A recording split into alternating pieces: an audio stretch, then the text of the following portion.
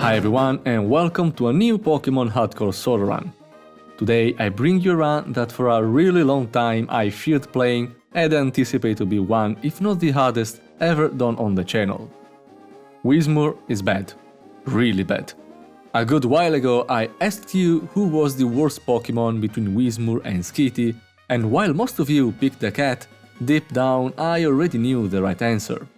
But before going into detail, as per usual I have to explain my solo run rules since they differ from the most common rule sets. First of all, I call these hardcore solo runs because, much like hardcore Nuzlocks, items are not allowed in battle and, most importantly, I play with level caps. This alone would make for an impossible run if not for a couple extra adjustments. To make the run playable and, in my opinion, way more interesting, I allow myself to train as many Pokémon as I wish, of course always keeping the limit of one for each battle. And to make sure I can really explore the limits of the Pokémon I'm playing, I let me have infinite access to move tutors, TMs and items in general. These are the basic rules, to which I should add that I skip all the grinding with some external tools. I have a video that better explains why and how I do that in detail. Check it out if it's something you care about. For now, let's move on and take a closer look to Whismur. Stats-wise, we are not looking good. HP is the highest stat, but those defenses are not going to allow me to tank many hits. And while 51 in both attack and special attack is workable, I foresee 28 base speed to be a nightmare. As for the movesets, this seems to be where Whismur shines the most. By level, we have a pretty decent early stab option in Uproar and a much needed setup move. Howl is probably going to be one of the main tools to make Whismur a real Pokémon. The TM list is more or less what you can expect from a normal type. Good special coverage and access to return. Can't wait to put my hands on that. Not much to say about the tutor moves, most of these are compatible with every Pokémon, and I doubt things like Dynamic Punch will come into play. And finally, just for completion's sake, here are the breeding moves. With my rule set, nothing prevents me from breeding, and while I'll for sure exploit breeding to find Whismur with good stats, I doubt these moves will ever be useful. Remember that for a move to be eligible, I need to have access to the father species, and the move itself must be learned within the current level cap. So yeah, not very good. This is pretty much what we have to work with. Wish me luck and let's jump into the run. I already mentioned that Uproar is a good move for the early game, and I'm not going to take that back. You see, we have no trouble destroying the first rival, but Roxanne's Pokémon are not going to be impressed by the 50 base power normal move. What's worse, this early into the game we don't have access to many options or tools. All I can do is to use a Whismur with good stats and some very light EV training. So that's exactly what we're gonna do. To optimize the EV training, once we reach Rustboro, we head into the cave to get a brand new level 5 Whismur, one with good defense, attack and HP.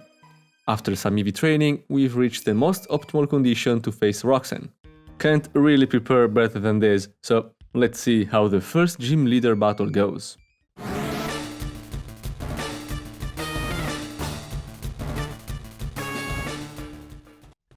The plan is not really a plan, to be honest.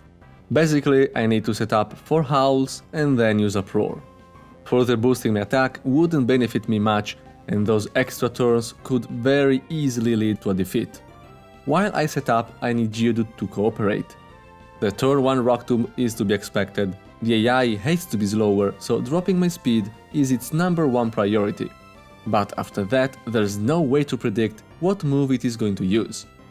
More often than not, Geodude will go for Harden, that's what we want, but it's not rare to see Rock Throw. Once we have our +4, we can start attacking for a pitiful amount of damage. Those Harden, while necessary for us to set up, made Geodude even more tanky. So it's obvious we need some crit luck too. Yeah, like that.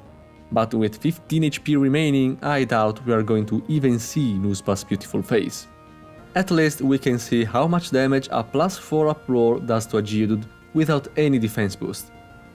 Not even half. I have to say, this first try went even better than expected, but it's clear this might take a good while. It's not a Pokémon Emerald solo run if you don't get walled by Roxanne 3 out of 4 times. So the reset counter has to eventually go up by 1, and now while I show you some of my attempts, there are a couple more things I want to say about this fight.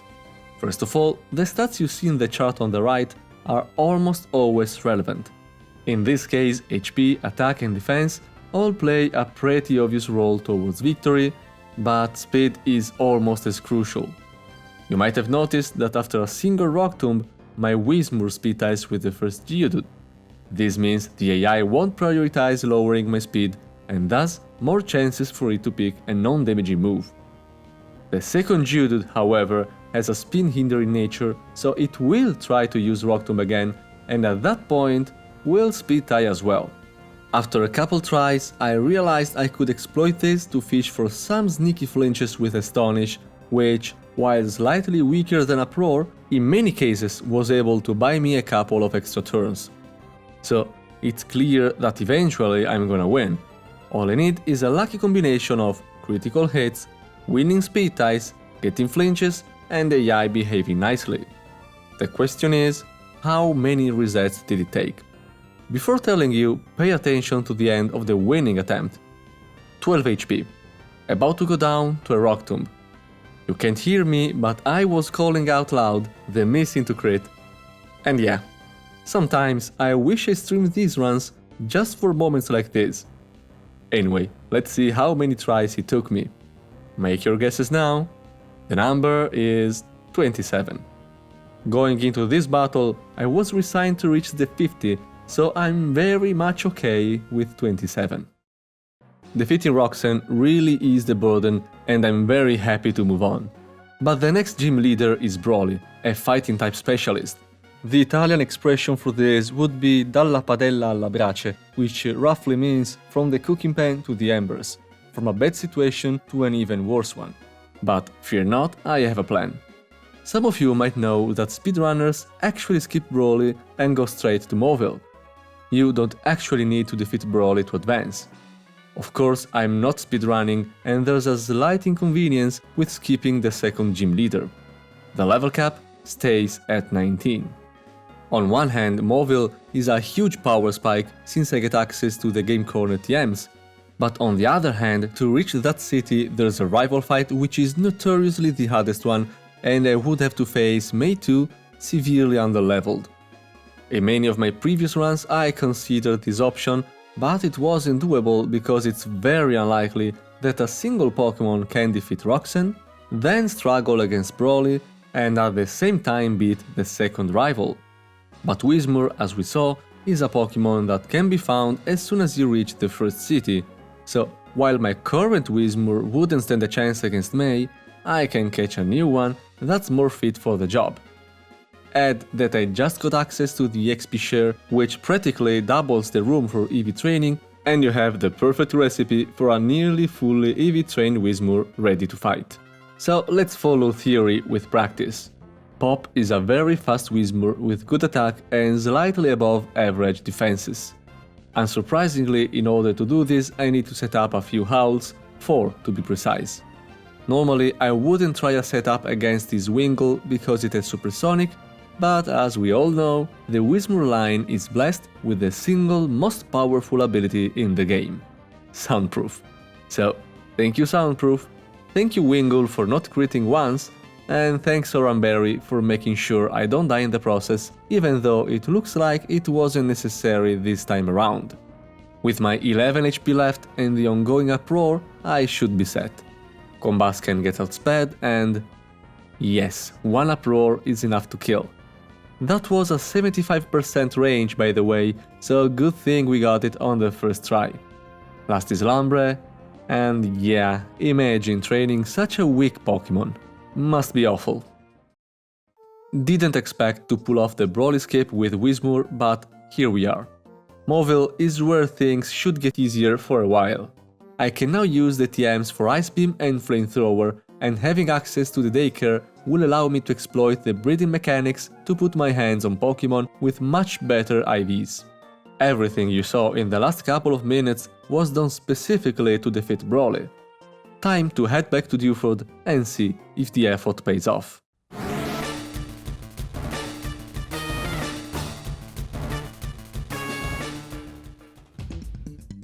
First is Machop. Tisco's defense will allow me to tank a hit given it's not a crit, so let's go for the pound to chip away some HP. My attack is very good, so that actually deals almost half HP, but Machop in return takes about 3/4 of my health with a single low kick. It shouldn't matter, and an Ice Beam is all I need to finish it off. You might have noticed Disco's special attack is also very good. The plan is to now hit Meditite with Ice Beam hard enough to trigger the 2 potions. That will give me the chance to boost my attack with Howl. This is completely safe, since Meditite's only damaging move is Focus Punch, so as long as I hit, it won't be able to complete its devastating attack.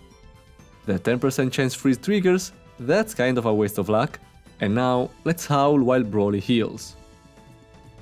Wait, what? No, this is not supposed to happen. In order to trigger a potion, one needs to drop the opponent's HP below 25% or to deal an amount of damage equal to the potion's value. In this case, I know that Ice Beam won't kill, but will always drop Meditite's HP below 25%, so as I was playing, I was extremely confused. And I still am, honestly. You know what's happening here, you let me know. All I know is that at the end of the day, that freeze mattered, which I find to be hilarious. Once I reach a +2, I can proceed to eliminate the Meditite that's making me question my own sanity, and Uproar is going to be enough to take care of Makuhita as well. Surely I didn't expect to win the Broly fight with 0 resets, and even less so despite him seemingly cheating and thanks to an Ice Beam freeze. With 2 badges in the bag and still a bit confused by that Meditite, we can head straight to the 3rd gym. I want to be clear. The Watson fight is not gonna be pretty. I'm gonna have to use a scam strategy, and even winning might leave some bitter taste. Maybe I'm exaggerating, but it's easier to show you.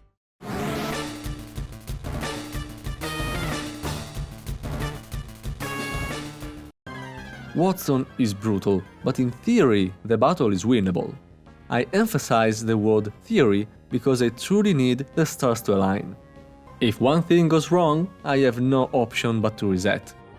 No matter how I train my Whismur, Voltorb is always going to outspeed and hit me with something, be it Spark, Shockwave, or even Self-Destruct.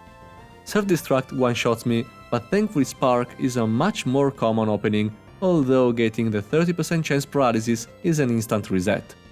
And yes, to this already RNG-reliant start, I'm adding some swagger gambling. Unfortunately, losing the coin flip is not allowed. Reset number 1. As for every RNG-reliant strategy, it's going to be painful for everyone involved, but it's eventually going to work. I couldn't avoid my share of pain, but I can ease yours by cutting most of the recording. Hey, turns out, Self-Destruct doesn't always one-shot. How lucky, right? Anyway, despite what I just said, the number of resets needed is actually surprisingly low. Only 9, not even double digits. Let's take a look at the winning attempt, so you get the idea of how lucky I exactly had to be.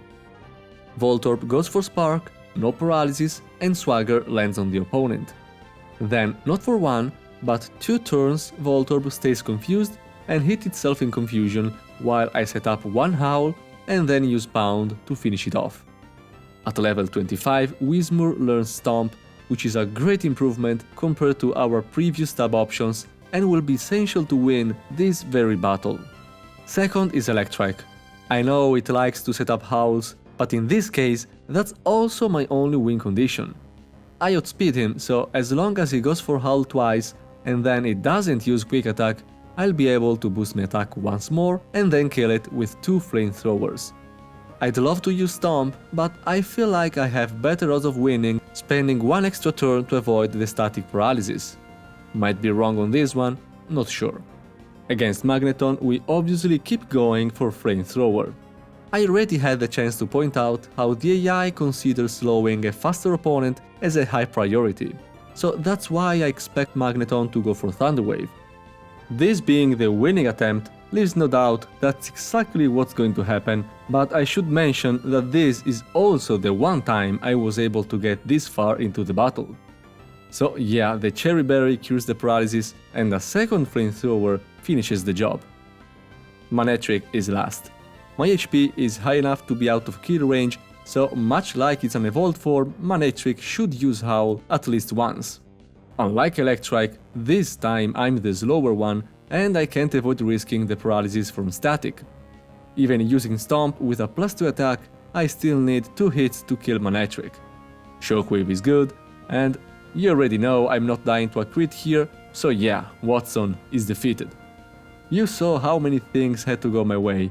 I should consider myself lucky to be still under 40 resets. Feels good to be out of the early game. The mid game should be more bearable, mainly because I'll soon be putting my hands on what's going to be my best move for the rest of the game. But first we have a maxi fight, and while I tend to not highlight this battle, in this case I have 2 good reasons to show it. One is to introduce my newly trained Whismur Avantguard, but the main one is that this fight is actually dangerous. My Tiena has to be one of the Pokémon I hate the most in this kind of challenge due to Intimidate, access to Sand Attack, along with other BS moves. And this is a good example. To counter the attack drop, I equipped a White Herb, which is available as soon as you defeat Watson. On my way here, I also picked up the TM for Secret Power, and as you can see in this terrain, its secondary effect is a chance to confuse the opponent. Sadly, planning and luck are still not enough to avoid one accuracy drop. One more hit, supposing I can land it, is going to be enough. And of course, here's the inconsequential crit. You love to see it. Zubat is second, I need to set up a couple of owls here, and what do we have if not another clear display of how broken is Soundproof. Look at that, best ability in the game. On a more serious note, I have no idea why the AI would go for a move I'm immune to. Wing Attack dealt a criminal amount of damage when you consider it's only Zubat, and did I mention I despise my Tiena? Thankfully Maxi wasted the first turn with Supersonic, otherwise we would have died to a Zubat. And next turn I hit, so we are only one secret power away from victory. I doubt 24 HP would allow me to survive a hit, so good thing I didn't miss again. Maxi 1 is defeated, no resets. Let's hear Archie's words of gratitude, and most importantly, we must not forget to take the meteorite from the machine. Back to Fall Arbor, Professor Cosmo will happily trade it for a TM27, aka Return. I would love to say that now with a 104 base power stab move and Howl to boost our attack, we'll have an easy time versus Flannery, but not quite. It's a Whismur solo run, you have to expect it's never going to be smooth, or easy, or fun? No, maybe it can be fun, but let's say it takes time to make it work. While I was blabbing about nothing, you might be wondering why am I catching a Torkoal. Remember I told you how in these runs I exploit the breeding mechanics on a regular basis? Breeding means having access to the breeding moves, right? But I also said that Whismur's breeding moves are awful. So what are we doing in the daycare with a Torkoal and a Whismur? First of all, the 2 species are compatible, so they lay an egg. Second of all, TM moves can be passed down by the father. And moves that are naturally learned by level and happen to also be a TM fall in this category. At level 27, Torkoal learns Protect, that's also TM17. You see where I'm going with this. TM17 can normally be bought at the Lilykov's department store, but here we are with a Whismur that knows the move before the 4th gym. Completely legit. Now I can say we'll have an easy time against Flannery. Let's see the battle.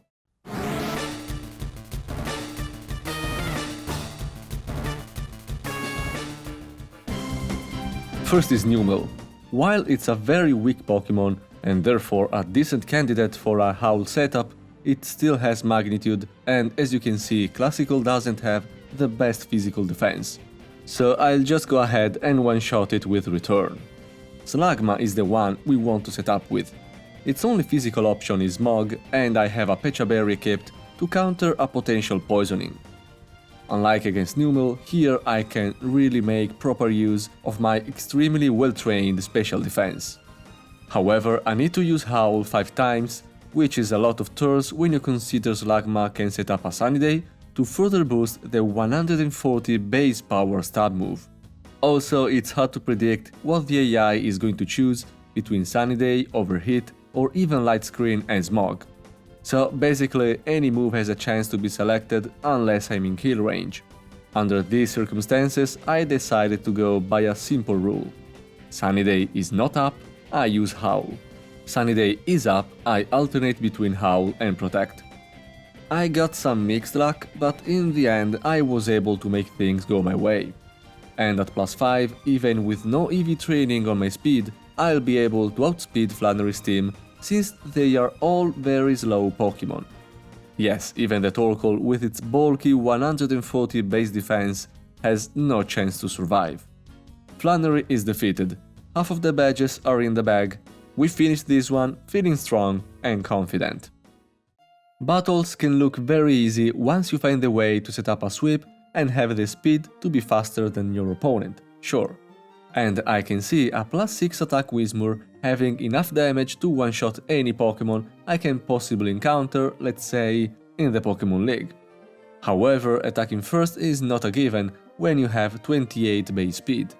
We've already been through the process of obtaining a Whismur that knows Protect, and of course we are going to use one against Norman. A certain truant Pokémon will allow an even more solid setup, but this time around we lack the speed advantage. Do you think it will matter? Let's jump into the Norman fight.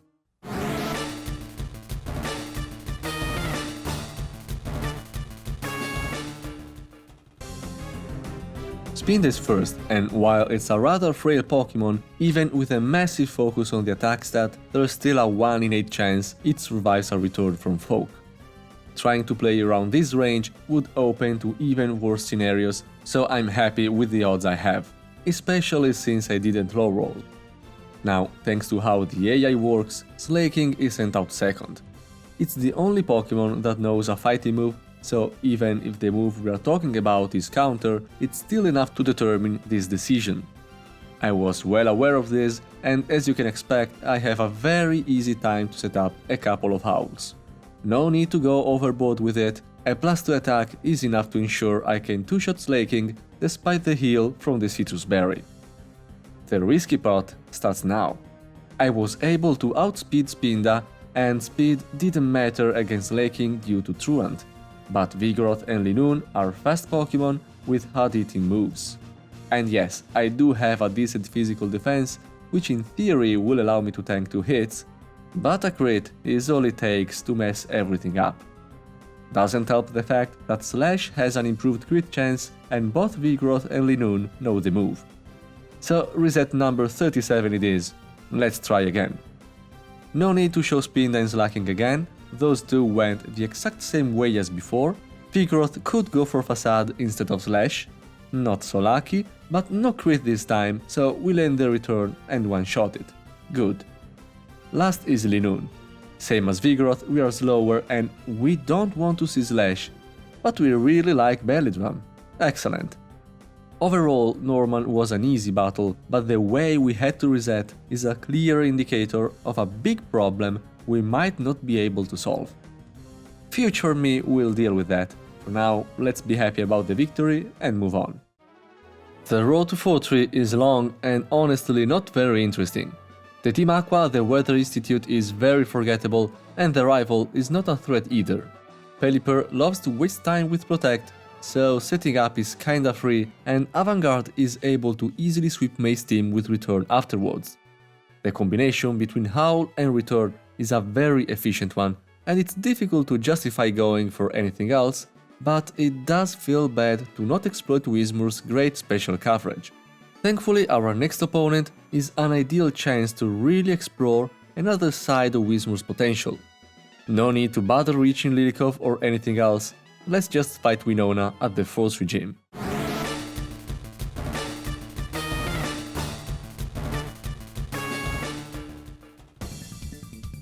Going into the battle, I need my new Whismur to be at no more and no less than 82 HP.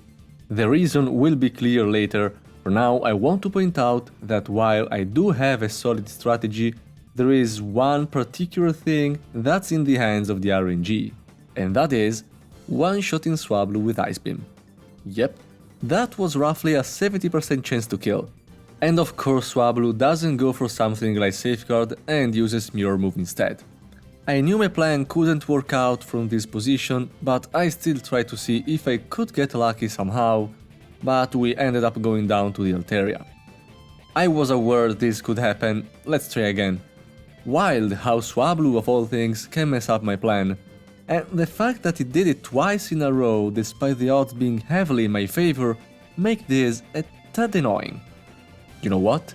If I get unlucky now, the universe should balance itself eventually, so let's play this out again. Widona heals, I go for Shockwave because it doesn't matter what move I use, and of course the inconsequential crit strikes again. Can't be too mad about that, especially when I have a free Tropius to one-shot in front of me. No way it can survive an Ice Beam, not with Jad's massive special attack. Massive for a Whismur anyway. Still, enough to one-shot Pelipper even with a weak Shockwave. Of course, not before the usual Protect stall, we can't deny ourselves that. I'm happy to see the second Protect fail, and now we are at the point where that Aerialist from Swablu will play its role. Skarmory is next, and I can't one-shot it. My HP was manipulated so that a hit from Skarmory would trigger Masitus Berry, leaving me healthy enough to fight Altaria. I'm still faster, so maybe if I get a burn or a crit, yeah, that will do. Fair enough, I won't complain about inconsequential crits for the rest of the run. The Winona battle is one of the few, if not the only one that, depending on the leveling rate of what you're playing, gives enough XP to level up twice during the fight. At level 35, there's a single Dragon Breath roll that kills me, so it's likely that Altaria does this instead of attacking. And also, thanks to my extra level up, Ice Beam has now a 100% chance to kill, so yeah, we win on the second try, despite experiencing again some bad luck at the start. What a nice and refreshing battle. Defeating Winona rises the level cap all the way up to 42 to match Tate and Liza's aces. And for us, this changes pretty much nothing. Yeah, what do the extra levels do for us besides a little boost to the statistics? What can Whismur do to keep up the pace? By level, there's no good new move to be learned, we only have Hyper Voice at level 45, which is basically War's Return.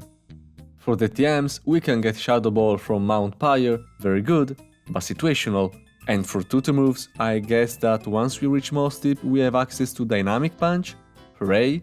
So we are not getting any stronger, but our opponents surely are. Just take a look at what we have to do to defeat Maxi 2. My Tiena, as per usual, can be extremely annoying, but this time it doesn't have Sand Attack, so it's slightly more manageable. I'm slower, so it's not going to use Scary Face, and thanks to my OP ability, it won't use Roar either. Swagger is its most likely opening, it really doesn't like to attack turn 1, so here it is, as expected.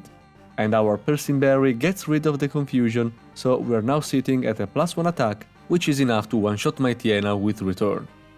We obviously didn't invest much resources on our speed for this one, but even if we did, there's absolutely no way to be faster than a Crobat, it's not even close. So we are at its mercy, and considering the Confuse Ray, I'd say this Crobat is not very merciful. Doesn't matter, we win the coin flip, and Crobat goes down as well to a single return. The same fate awaits Camerupt, and it would be a very easy task since we are faster, if it wasn't that we're still confused. And we do owe the RNG a self-hit, so can't be too mad about it. Thankfully Camerupt doesn't see the kill and goes for Amnesia, basically wasting its turn. Let's see if we can land a hit now, and perfect. We snap out of confusion, so we land the third and last return of the battle. Kinda surprising that a +1 attack was enough to sweep Maxi, but I guess that's the one thing Whismur does decently, and we also had a moderate level advantage. With Maxi defeated, it's time to prepare for what is probably my favorite fight in all Pokémon Emerald, the one against Titanizer. Let me go over a couple of things while we barely win against main Lilikov despite our 10 level difference. The first thing I have to precise is that Titanizer won't accept a challenge unless I bring 2 Pokémon. So for this fight only I'll have to use a second Pokémon. If there's any way to win using something like a Magikarp as a placeholder, I'll do it. It happened before. But in cases like this, the fight would be absolutely impossible, and ending a run just because I'm using a weak Pokémon with level caps while also outnumbered doesn't feel right to me. Not to mention that coming up with a solid strategy wasn't an easy task, even with 2 Whismur at my disposal. To make my plan work, once May is defeated and I can enter the department store, I need to go up on the roof and talk to this lady. She'll offer me the chance to teach my Pokémon Substitute. Now, this is a move I didn't mention before, and maybe that wasn't fair by me. Because this move not only is an incredibly useful tool, but it's also vastly overpowered when dealing with the Gen 3 AI. For this reason, when it's possible, I tend not to use it even if it would be the most optimal strategy. But enough chatter, let's see if we can actually use what we have to deal with the twins.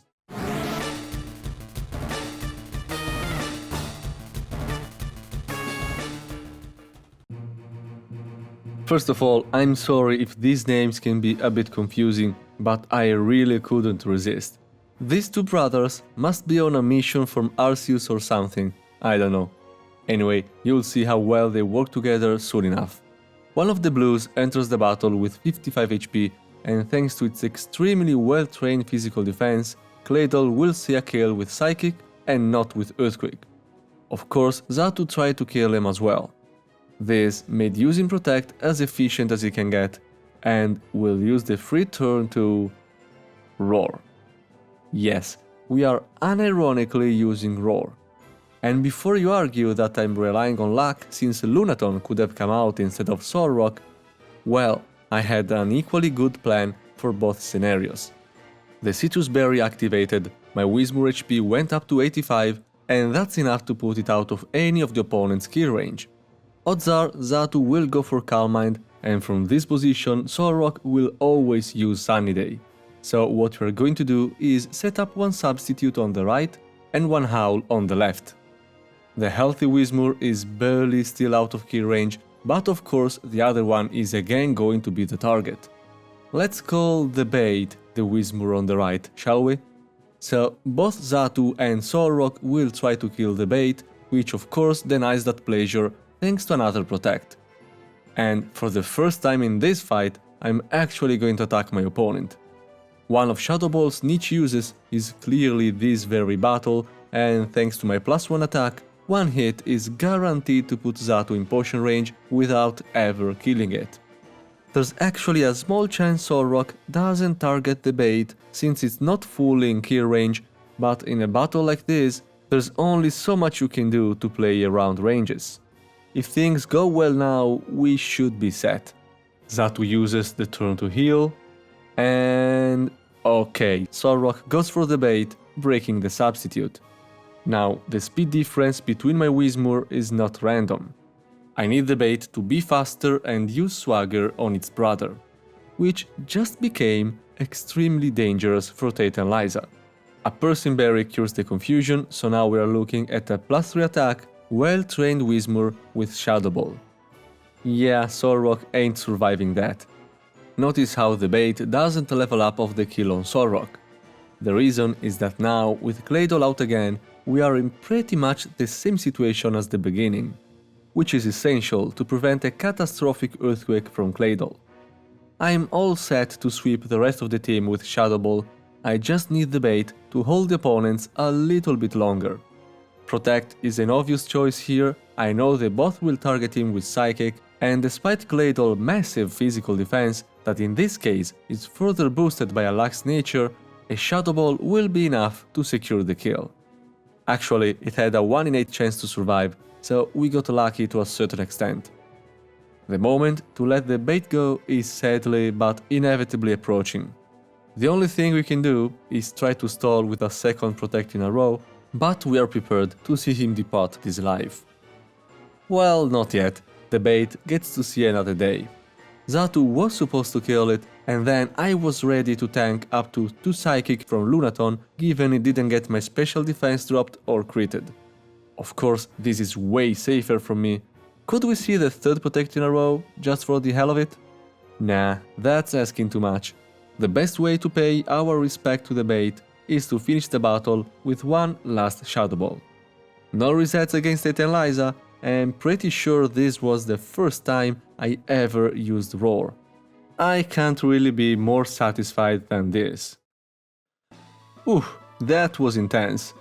For sure Eteliza was a good example of how strong is Substitute if exploited correctly, and there's no doubt I should be using it to deal with the final fights against Maxi and Archie. But as I said, I tend to refrain from using it unless it's absolutely necessary. A decision I always end up regretting, and this is no exception. Against Maxi and his admin at the Space Center, I have to reset once, and while Substitute would have for sure made the difference, I blame Steven on this one. He was so worthless it felt like a 2v1 more than anything. Archie ends up being even worse. Basically, the Archie fight is a copy of Maxi 2 with higher levels and a Sharpedo instead of Camrapt. So my strategy is the same. I want to exploit my Tiana swagger to boost my attack and then sweep with return. If Crobat instead of attacking goes for Confuse Ray, it's very easy for me to lose. In fact, I died to Archie 3 times for this very reason and only got past him the one time Crobat used Wing Attack instead of Confuse Ray. A Substitute would have prevented a lot of trouble, but when I force myself a limitation, I can get really stubborn about it. Anyway, no need to spend time with all the Groudon and Kyogre fighting each other until Rayquaza screams at them, so let's jump a little ahead to the battle versus the last Hoenn gym leader.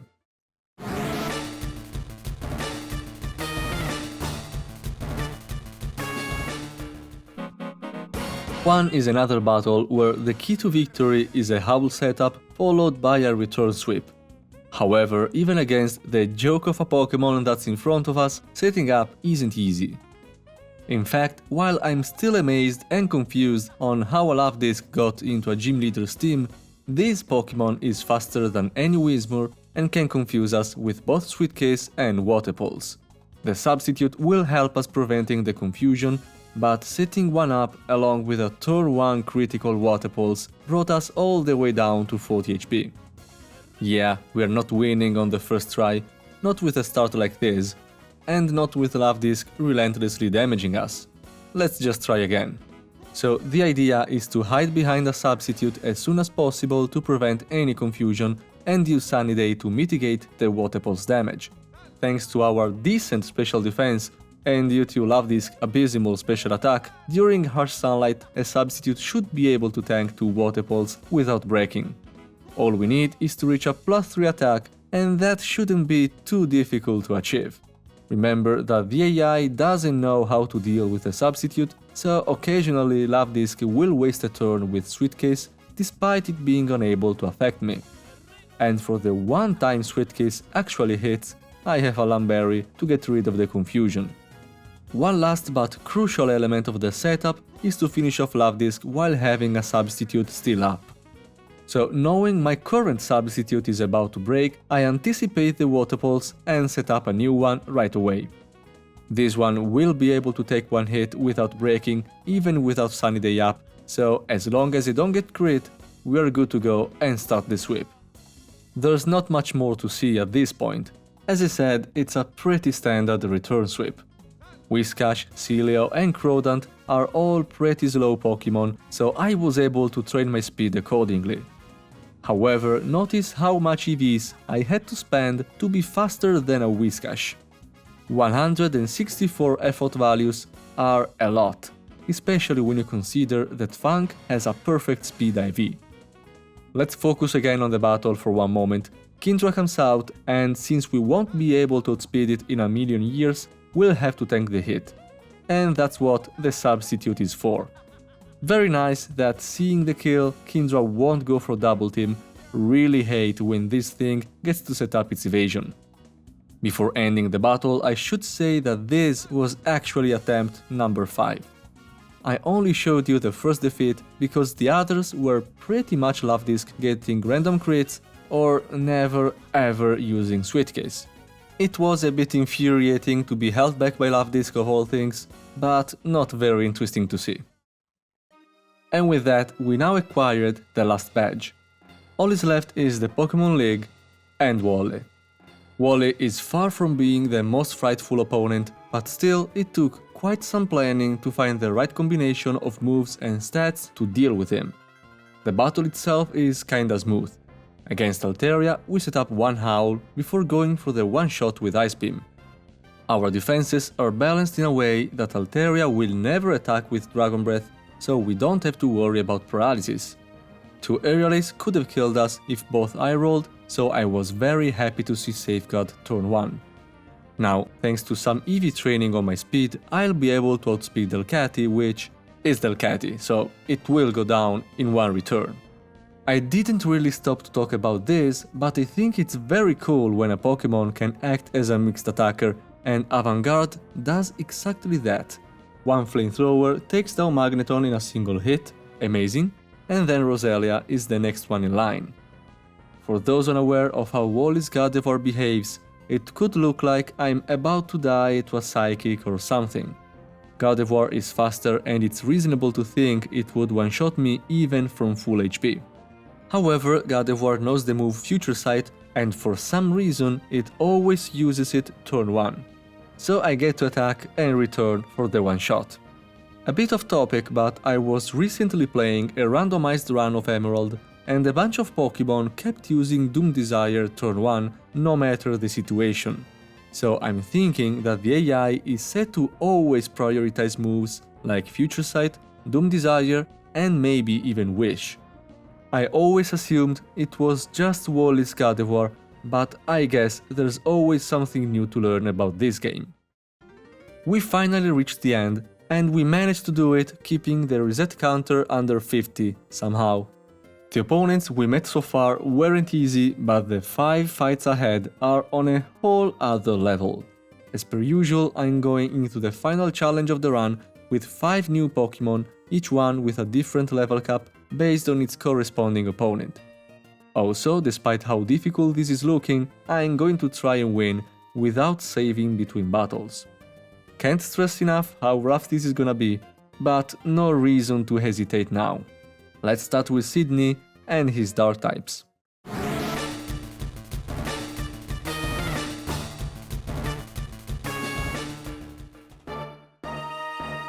First is my Tiena.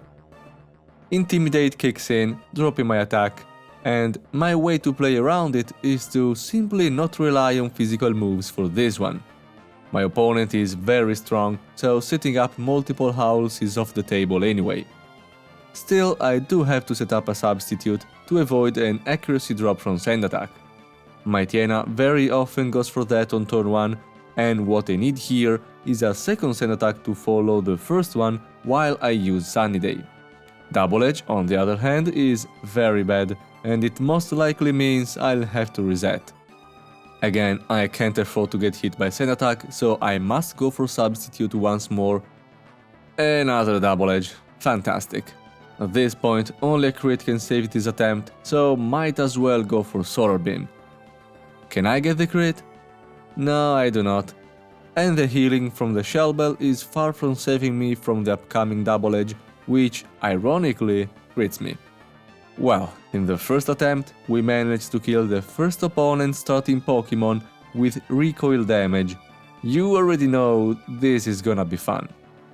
I think nobody expects me to win on the first try in these runs, but I always like to show the actual first attempt, just so you can maybe get the same feeling I had while playing. The same expectations, you know? And if you aren't feeling positive about this, and you expect the worst, then we understand each other. To stand a chance against Sydney, I pretty much need my Tiena to use Sand Attack twice, which is a big gamble. But not the only one. What you're seeing now is the third attempt. You can imagine what happened to the second one, and here we finally have a playable match in our hands. To make sure I don't trigger a full restore, I don't want to use Flamethrower, so I go for the slightly weaker Solar Beam instead. A third sand attack in a row would be like Christmas, but it's obviously not that time of the year yet. It's fine, this is about what I expected. The second big pray the RNG moment is against Shiftry. This Pokémon just loves to spam Double Team, and although right now I can one-shot it with Flamethrower, I have no way to outspeed it, and that's even without considering Chlorophyll. So we'll have to land the hit through at least one evasion boost. Or this. Yeah, it can also use Swagger. I believe it's not the most common move it goes for, especially turn 1, but oh boy did it make it count. The first self-hit was as sure as gravity to me, but the second one? To be polite, I'll just say it felt a bit unnecessary. At 54 HP, Shiftry sees the kill with extra sensory, so I go down again. Luckily, the very next attempt I get to fight Shiftry again, and this time it follows the script and goes for Double Team. Now let's just hit a Flamethrower and we're good. Okay, the worst is done. Third is Cacturne, and again we'll need a small degree of cooperation. First of all, I need another substitute.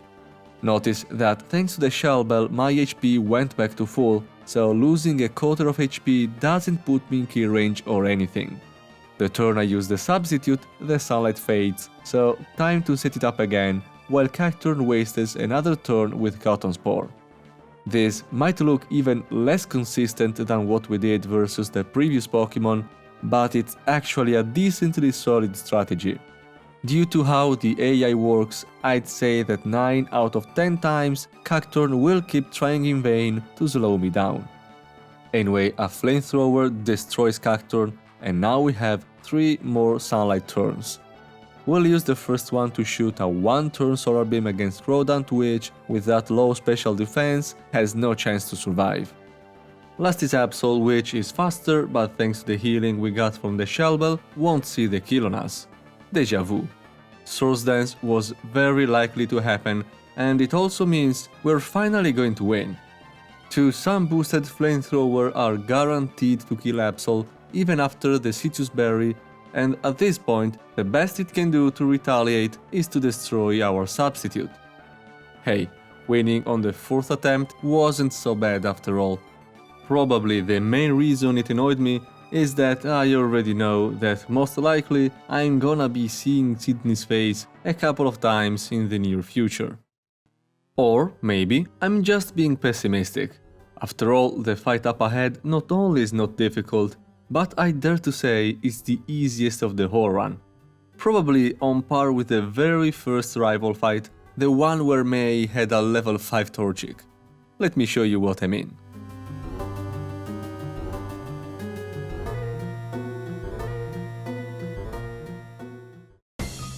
Shouldn't be too surprising that using a normal type into a ghost type trainer gives a sizable advantage, but Phoebe's first Pokémon turns that advantage into a free win.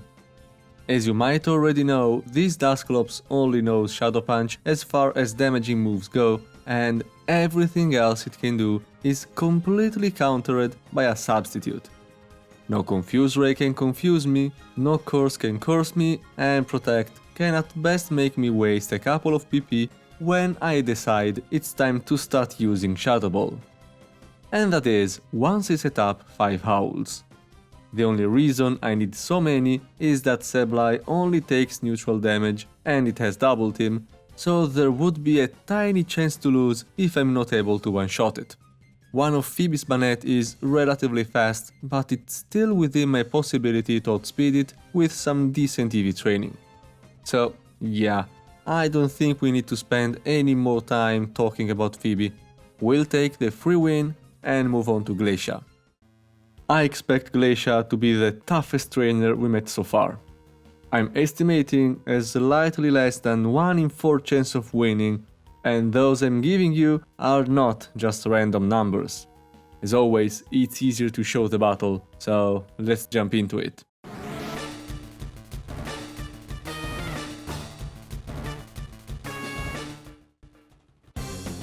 The level 50 Celio is first and he might cause trouble.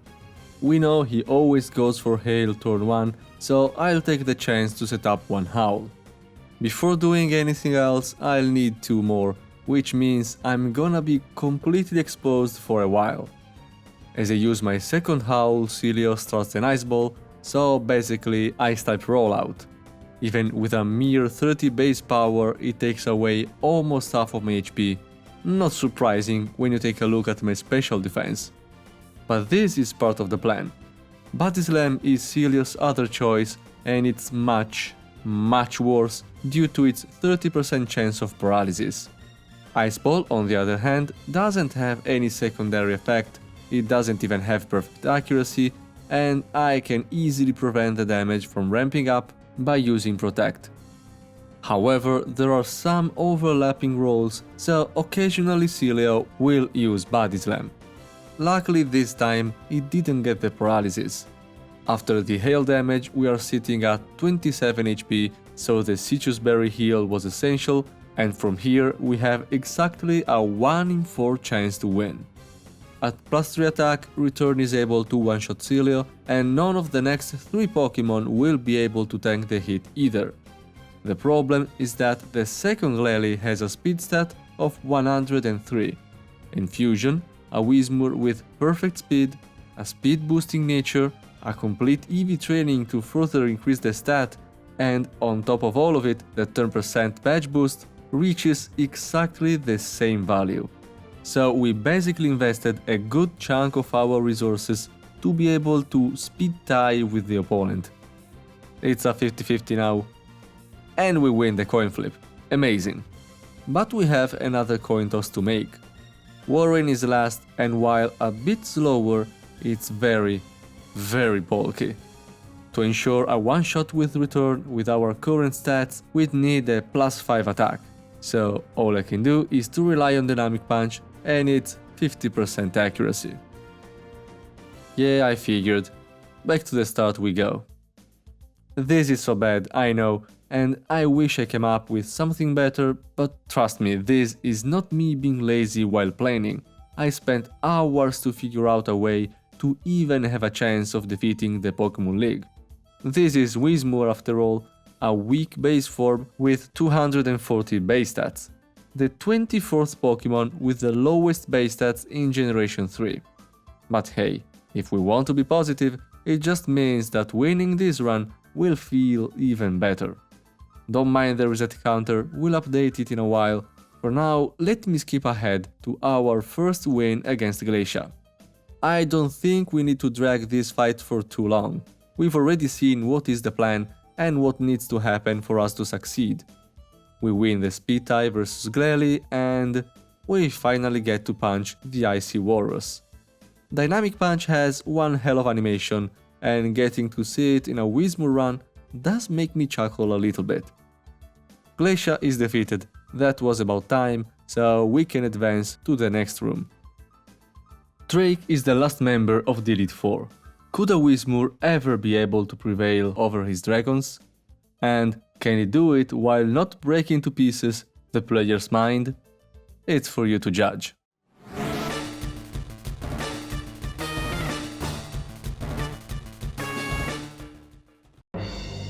Shelgon is first, and if you're familiar with the Drake fight, you know it has a strong tendency to use Protect turn 1.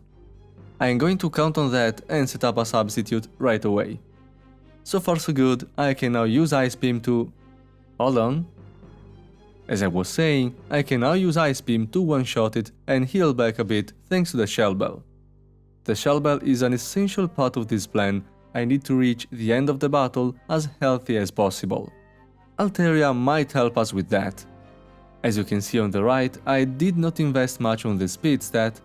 In fact, I'm slower of every remaining Pokémon in Drake's team. So, while I evidently can one-shot Altaria, I'm not guaranteed to preserve my substitute. Here, Altaria wasted the turn with Dragon Dance, so I got the best possible outcome.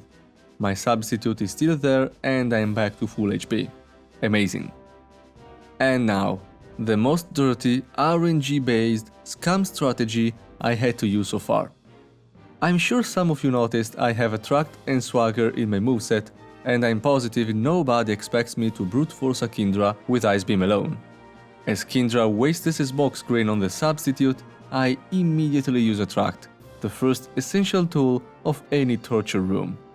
Attract has a 50% chance to immobilize the opponent, here we go, like this, so if I can now just land Swagger, excellent. Infatuation and Confusion, those two together leave the opponent with a 75% chance to lose the turn. On top of it, a self-hit will deal a sizable amount of damage due to the strong attack boost Swagger gives. Case in point, Kindra hurt himself in Confusion, and that, along with an Ice Beam, brings my opponent down to about half HP. This is amazing luck so far, truly outstanding RNG. Imagine if we get another self-hit and then KO without triggering a full restore.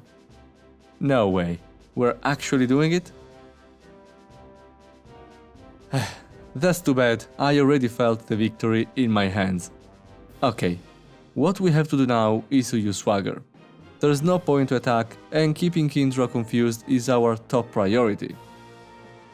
That's bad. Potentially really bad. I can't complain about luck, but this was a very bad time to miss a 90% move. Kindra is now most likely going to break my substitute, unless Infatuation decides to confirm itself as the most annoying status condition in the game. And we land the Swagger. Okay now, let's start attacking again. Kindra is confused, Kindra is in love, Kindra uses Body Slam. Damn it. I'll have to set up the substitute again, I just hope I don't end up wasting too much HP. Oh, what can I say? This attempt has been blessed by RNG. Now I'm not sure what made me do this, but instead of continuing with Ice Beam, I selected Swagger. Probably I was counting on a potential huge self-hit in case of defrosting, but it ended up being the absolute perfect play. Kindra defrost and snaps out of Confusion. Luckily, Infatuation came in clutch once again. Oh, come on! Why is this battle such a big roller coaster of RNG? Ask himself the person running Attract and Swagger, right? Anyway, this second miss leads to another hit from Kindra, and despite all the good luck I had so far, this might just be game over. Kindra is now confused and has a +6 attack, which is a good thing. The +6 only matters for self-hits, I die even with just a +1, but we absolutely need another substitute. Here's a big self-hit from Kindra, and then we go all the way down to 77 HP. Best case scenario now would be Kindra unable to attack due to Infatuation into Ice Beam kill for a small HP recover with the Shell Bell. Nope, Kindra takes itself out with another self-hit, so now we are left to face the last two Pokémon with only half HP remaining. Flygon is next, and keep this in mind. We have no way to outspeed it or to prevent it from using Earthquake, and one Earthquake has a 50% chance to kill us from full HP. So that's why I absolutely needed to finish off Kindra while having a substitute up. I desperately needed it to tank the hit. One Ice Beam one-shots Flygon, no surprise there, and Ice Beam can also one-hit Salamence. The only problem is that we'll have to take a hit no matter what. After the Shell Bell heal, we're sitting at 97 HP. I know Salamence is going to use either Rock Slide or Dragon Claw, and I know that, from this position, I can survive 50% of the times. So it all comes down to one last coin flip. Do I get to fight the champion, or do I have to start over again? As heartbreaking as it is, Country is not able to take the hit, and faints after a long and anxiety-inducing battle. At that point, I was about to break. This felt impossible, and I was already thinking about giving up and starting to save between battles.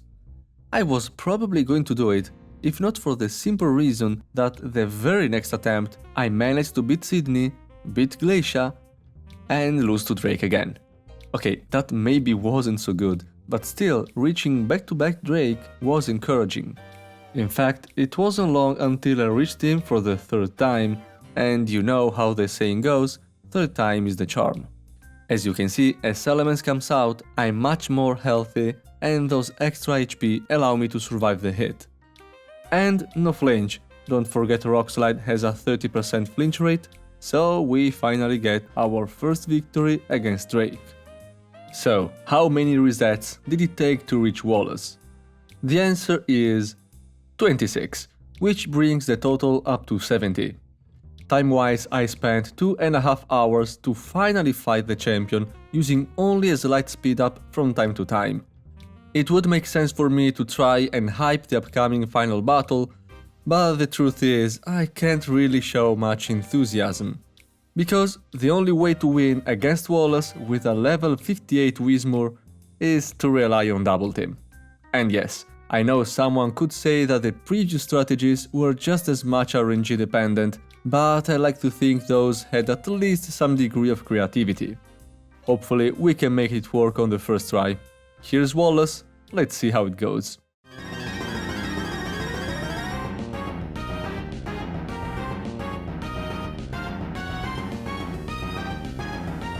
First of all, I want you to take a look at the special defense of this Whismur. It's as high as you can get, and yet a single water spout can deal up to 95% of my total HP. This should give you an idea on why I don't have much options and absolutely need double team. Speaking of which, I'll set up the first one right away. Waylord is probably going to use Rain Dance and 2.5 hours down the drain, I fear. No, I don't want to give up. Maybe some crazy RNG can still bail me out. I can't set up a substitute, I'm too low for that, so my best bet is to keep raising my evasion for now.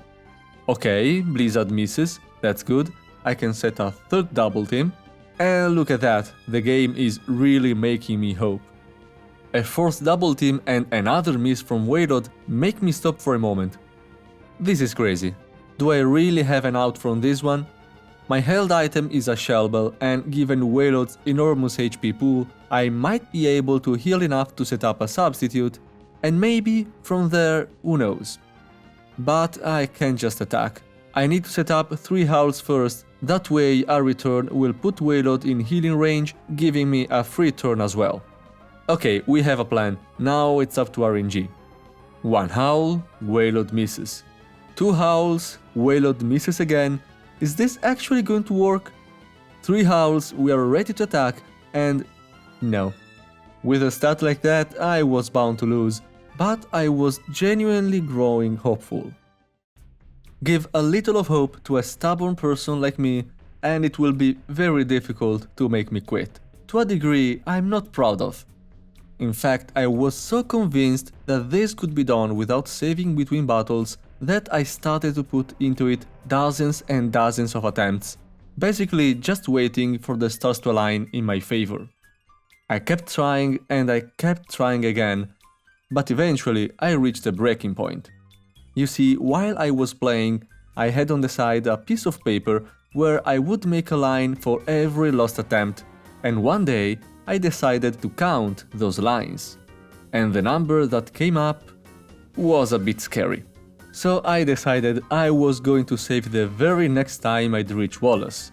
And that took me more than another 200 attempts, for a grand total of 520 resets at the Pokémon League so far.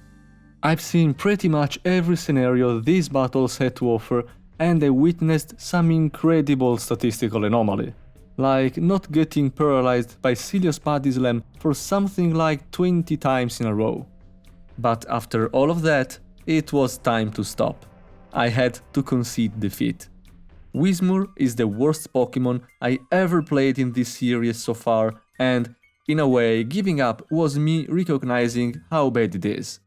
Whismur, you are truly terrible. And after all, I'm happy I ended up saving the game before Wallace, because what I'm showing you right now is the one time I was able to set up my evasion, set up my attack, and then swept the champion with return while behind a substitute. A match that wasn't very exciting or interesting and happened only after 34 more failed attempts. So the final number of resets for the Whismur Hardcore Solo Run is around 600. While I finish up the battle against Wallace, for those interested, here are the win rates against every Elite Four member. I'm just gonna put them on screen for a few seconds because I think it's cool that for once I have a wide enough sample to back up some statistics. Anyway, Wallace is defeated, so we can finally put the word end to this painful Pokémon League and finish the run. If you made it so far into the video, it means you managed to watch me descend into madness for what I suppose will be around 1 hour, and I appreciate it. I put a lot of time in these videos, which is one of the reasons I don't upload very often. So if you enjoyed it, make sure to let me know by leaving a comment, liking the video, or even subscribing to the channel. Your feedback is important and motivates me to create more. Next will probably be a solo run that's been bugging me for a while. Anyway, for now, nothing else to say, so you have a nice day, and as for me, back to theory crafting.